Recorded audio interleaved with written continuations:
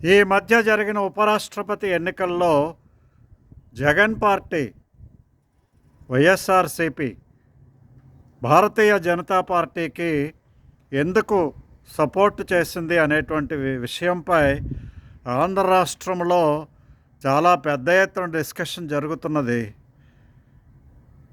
Telugu Desam party వారి ఉద్దేశంలో Bharatiya Janata party రెండు వైపులా కూడా తన యొక్క పబ్బాన్ని గడుపుకుంటుంది అనేటువంటి ఆలోచన, కుట్రకోణం కనిపిస్తున్నది.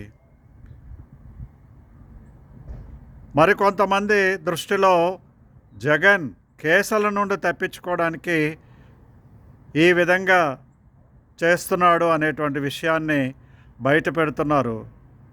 ఉండవల్లి లాంటి ఉద్దండులు, రాజకీయ బాగా అవపోసన పట్టినటువంటి వ్యక్తులు జగన్ చేసింది తప్పు, ఈ సమయంలో అతను భారతీయ జనతా పార్టీకి సపోర్ట్ చేయకుండా ఉండాల్సింది అనేటువంటి విషయాన్ని బయట పెడుతున్నాడు. అసలు ప్రతి ఒక్కరూ కూడా ఏదో ఒక కోణం నుండి ఆలోచించి భారతీయ జనతా పార్టీకో జగన్ పార్టీకో రంగు పొలమాలని చూసుకోవడం తప్పు.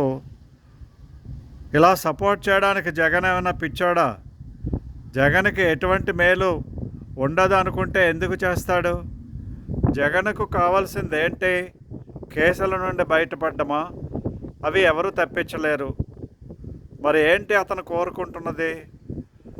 ఇక్కడ ఆంధ్ర రాష్ట్రంలో ఉండేటువంటి కూటమి ప్రభుత్వం విచ్ఛిన్నం కావడం, దాని కొరకు బీజేపీని దగ్గరైతే మిత్రభేదం సృష్టించడం ఈజీగా అవుతుంది.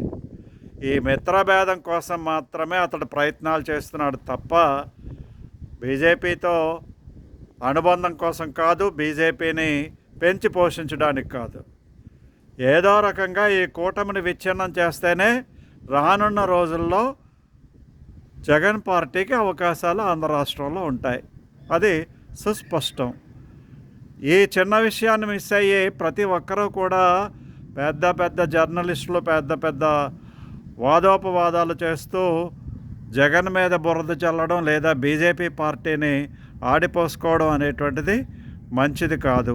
ఇది రాజకీయ ఎత్తుగడల్లో జగన్ యొక్క పాత్ర అనేటువంటి చిన్న విషయాన్ని అందరూ గమనించినట్లయితే తప్పనిసరిగా ఆమోదిస్తారని నేను ఆశిస్తున్నాను. జై హింద్, జై భారత్.